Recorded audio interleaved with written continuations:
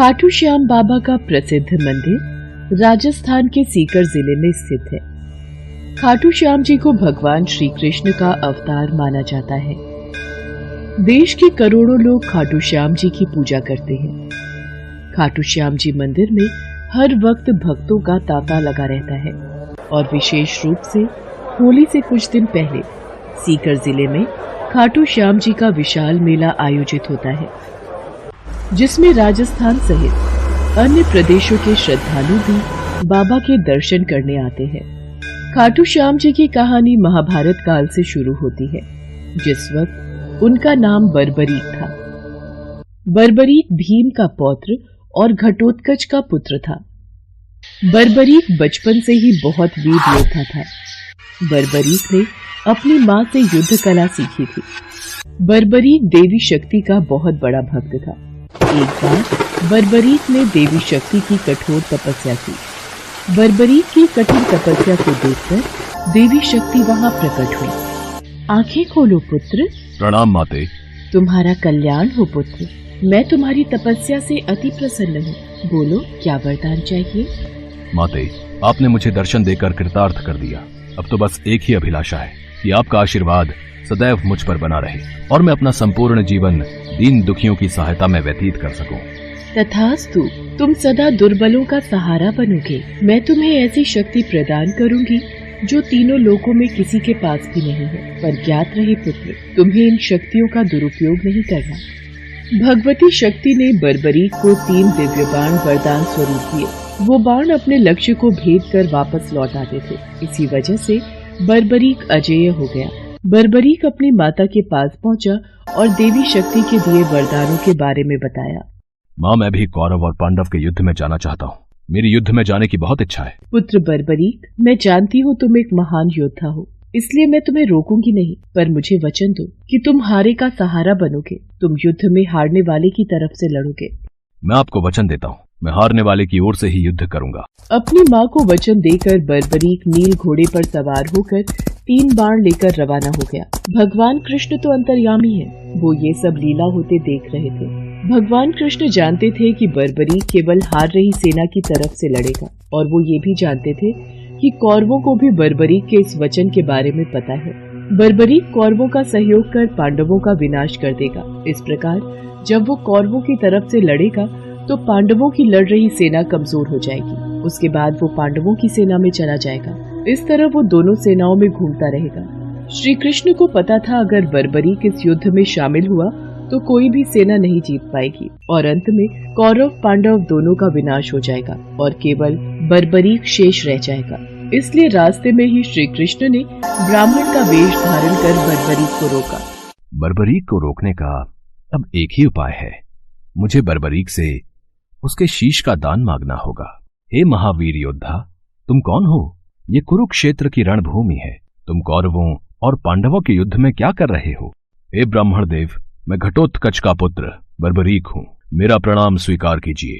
मैं महाभारत के युद्ध में सम्मिलित होने आया हूँ। ऐसा कैसे हो सकता है? तुम मात्र 3 बाण से युद्ध में सम्मिलित होने जा रहे हो?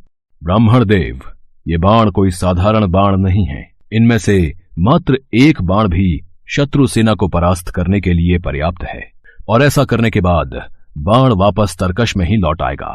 अच्छा, तो फिर इस पीपल के पेड़ के सभी पत्रों को छेद कर दिखलाओ। बस इतनी सी बात ब्राह्मण देव। बर्बरीक ने ब्राह्मण रूपी श्री कृष्ण की चुनौती स्वीकार कर ली और ईश्वर को स्मरण कर पेड़ के पत्तों की ओर बाण चलाया। बाण ने क्षण भर में पेड़ के सभी पत्तों को भेद दिया और श्री कृष्ण के पैरों के इर्द गिर्द चक्कर लगाने लगा, क्योंकि एक पत्ता उन्होंने अपने पैर के नीचे छुपा लिया था। ब्राह्मण राज, अपना पैर यहाँ से हटा लीजिए, वरना ये तीर आपके पैर को भेद देगा।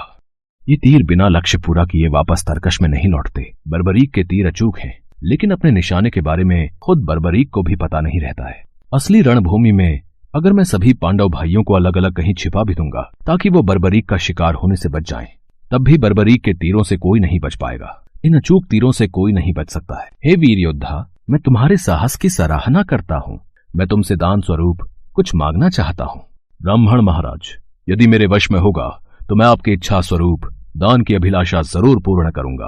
मैं वचन देता हूँ, आप मुझसे दान में जो भी मांगेंगे मैं आपको मना नहीं करूंगा। मुझे तुम्हारा शीश दान चाहिए, क्या तुम ऐसा कर सकते हो? आप कौन हैं?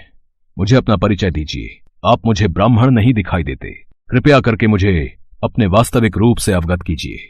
बर्बरीक की प्रार्थना करने पर भगवान कृष्ण अपने रूप में आ जाते हैं। बर्बरीक उन्हें प्रणाम करता है। वासुदेव कृष्ण, आप स्वयं मेरे शीश दान की अभिलाषा हेतु आए हैं। बर्बरीक, युद्ध भूमि की पूजा के लिए एक वीरवर क्षत्रिय के शीश के दान की आवश्यकता होती है, और तुम महावीर महायोद्धा हो, अतएव मैं तुमसे शीश दान मांगता हूँ। हे वासुदेव कृष्ण, मैं आपको शीश दान अवश्य दूंगा, पर मेरी दो इच्छाएं हैं। पहली ये कि मेरी देह को आप स्वयं अग्नि देंगे, और दूसरी इच्छा ये कि मैं अंत तक इस युद्ध को देखना चाहता हूं। ऐसा ही होगा वीर शीशदानी बर्बरीक। कलयुग में लोग तुम्हें हारे का सहारा बोलेंगे, तुम्हें श्याम नाम से पुकारेंगे। मेरे नाम से ही तुम्हारी कलयुग में पूजा की जाएगी। कलयुग में खाटू श्याम नाम से तुम्हारी पूजा होगी। फाल्गुन माह की द्वादशी को बर्बरीक ने अपने शीश का दान दिया। बर्बरीक को ब्रह्मा जी का श्राप था कि उनकी मृत्यु पृथ्वी लोक पर भगवान कृष्ण के हाथों ही होगी, तभी वो श्राप मुक्त हो सकता है। बर्बरीक का सिर युद्ध भूमि के समीप ही एक पहाड़ी पर सुशोभित किया गया, जहां से बर्बरीक ने संपूर्ण महाभारत का युद्ध देखा। युद्ध की समाप्ति पर पांडवों में ही आपसी बहस होने लगी कि युद्ध में विजय का श्रेय किसको जाता है। इस पर श्री कृष्ण बोले, तुम सबको आपस में विवाद में पड़ने की कोई आवश्यकता नहीं है। बर्बरीक का शीश संपूर्ण युद्ध का साक्षी है, अतएव उससे बेहतर निर्णायक भला कौन हो सकता है। ठीक है वासुदेव, फिर हम इस निर्णय को जानने के लिए बर्बरीक के पास ही चलते हैं। पौत्र बर्बरीक, तुमने तो युद्ध को बहुत ध्यान से देखा है, क्या तुम बता सकते हो हम सब वीरों में से इस युद्ध को जीतने का श्रेय किसे जाता है? श्री कृष्ण ने ही युद्ध में विजय प्राप्त कराने में सबसे महान कार्य किया है।